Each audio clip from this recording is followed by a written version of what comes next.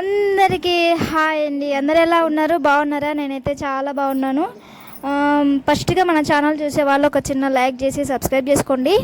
మీకు ఇందాక వీడియో చూపించినాను కదా స్టార్టింగ్లో, ఆ వీడియో వచ్చేసి ఒక చిన్న ఛానల్ అండి. ఇప్పుడిప్పుడే స్టార్ట్ చేసినారు వాళ్ళు.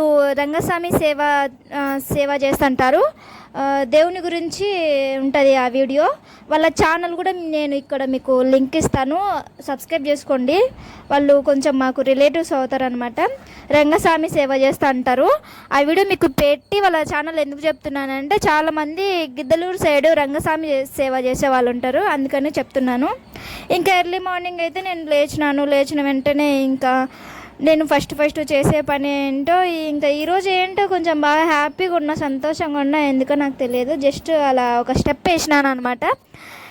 ఏదో నాకు అసలు డ్యాన్స్ ఏబుద్ది కాదు, కానీ ఏదో అటు వేసినాను. మా ఆయన నవ్వుతున్నాడు అనమాట నేను డ్యాన్స్ చేస్తుంటే.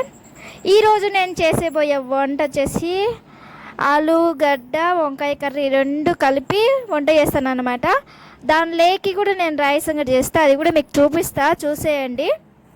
ఇంకా ఆలుగడ్డ వంకాయ రెండు కాంబినేషన్ సూపర్ ఉంటుంది, అందరికి తెలిసిన విషయమే. ఇంకా వంట అయితే స్టార్ట్ చేసినాను. ఎందుకు వేస్తారు మీరు వాళ్ళ ఛానల్ చెప్తున్నారంటే, నాకైతే కొంచెం ఇంట్రెస్ట్గా అనిపించింది వాళ్ళ ఛానల్, రంగస్వామి సేవ అనేసి ఛానల్, అందుకనే మీకు చూపించినాను. అన్ని లింక్ ఇచ్చా, కొంచెం చూసి సబ్స్క్రైబ్ చేసుకోండి ఆ ఛానల్ని. వాళ్ళు రంగస్వామి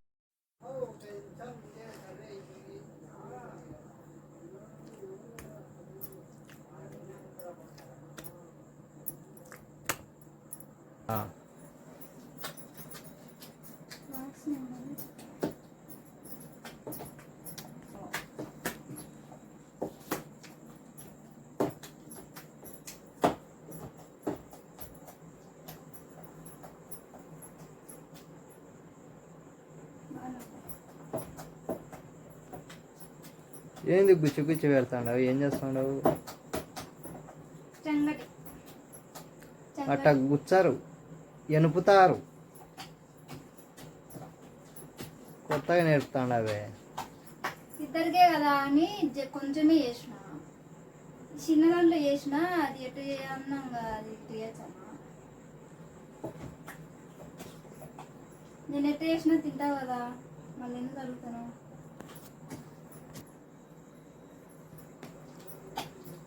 మా ఆయనకి సంగటి అంటే ఇష్టం అని నేను సంగటి చేస్తాను. తనేమో తింటాడు, తిన్న తర్వాత మళ్ళీ పేర్లు పెడతాడు. సంగటికి కూడా పేర్లు, మళ్ళీ దాంట్లో ఉప్పు ఒకటి వేసేది ఏమి వేయరు. బాగా చేపలు సంగటి తింటాడు బాగా.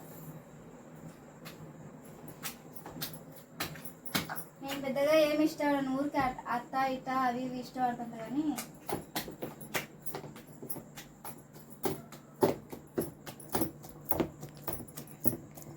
బాగా తినాలి. అయ్యిందిలే. ఇంకా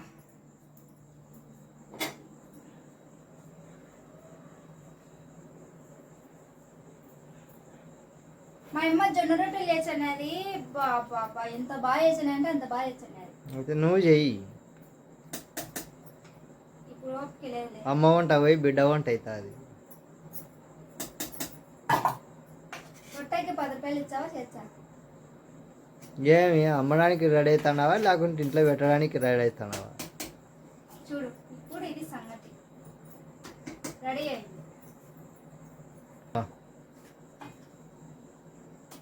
పొద్దున నీళ్ళల్లో తడిచి చాలా జలుబు వచ్చింది నాకైతే. మొత్తం ఎటంటే అటు వెళ్ళి ఫేస్ కూడా చూసినావా? గమనిలా చూసినాములే, అందుకే చెప్తాండ దాంట్లో టబ్బులో దిగాకు అని. సన్నవిల్ల మాది దిగితీవి. దీంట్లోనే తిందాం ఇద్దరం. దాంట్లో ఏలేం కాదు, మళ్ళా 10 ఎందుకు. ఆలు చేసిన, వంకాయ ఆలు రెండు మిక్స్ చేసింటి.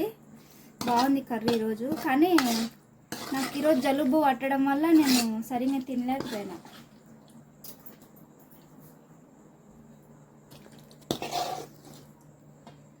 పచ్చని తెలిపి పచ్చని నేను దీంట్లోనే తింటా.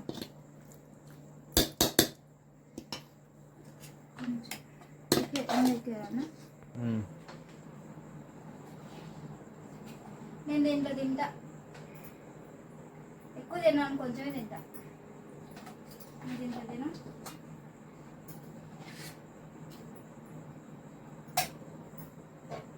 టేస్ట్ ఎలా ఉందో చూద్దాం. వేడివేడి అయితే ఉంది ఏమో, ఇప్పుడు దీంట్లో తినాలనిపించింది కాబట్టి నేను పెట్టుకున్నా.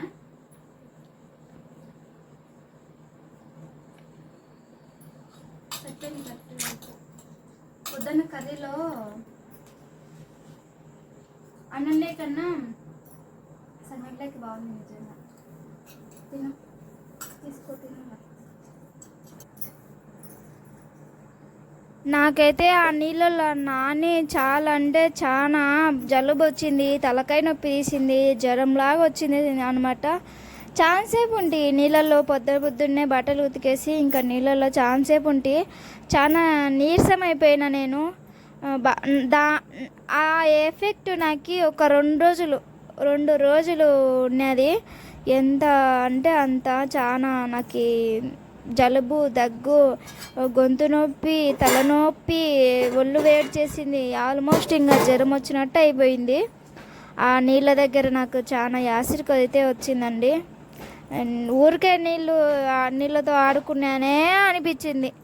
కానీ నేను జస్ట్ ఏదో సరదాగా అనేసి, వేడిగా ఉంటే అది కాక ఎండాకాలం కదా కొంచెం చల్లగా ఉంటుంది అనేసి నేను నీళ్ళల్లో కాసేపు ఉంటే నాకు అది ఎంత ఎఫెక్ట్ పడిందంటే అంత ఎఫెక్ట్ పడిందండి. చాలా అంటే చాలా ఎఫెక్ట్ పడింది. అది విషయము. ఇంకా ఎప్పుడు ఇంకా చల్లనీళ్ళతో అలా చేయకూడదు అనుకుంటున్నా. అస్సలు జన్మలో చేయకూడదు. చల్లనీళ్ళు పోసుకోకూడదు, చల్లనీళ్ళ దగ్గర ఆడుకోకూడదు, చల్లనీళ్ళతో తల స్నానం చేయకూడదు అనుకుంటున్నా.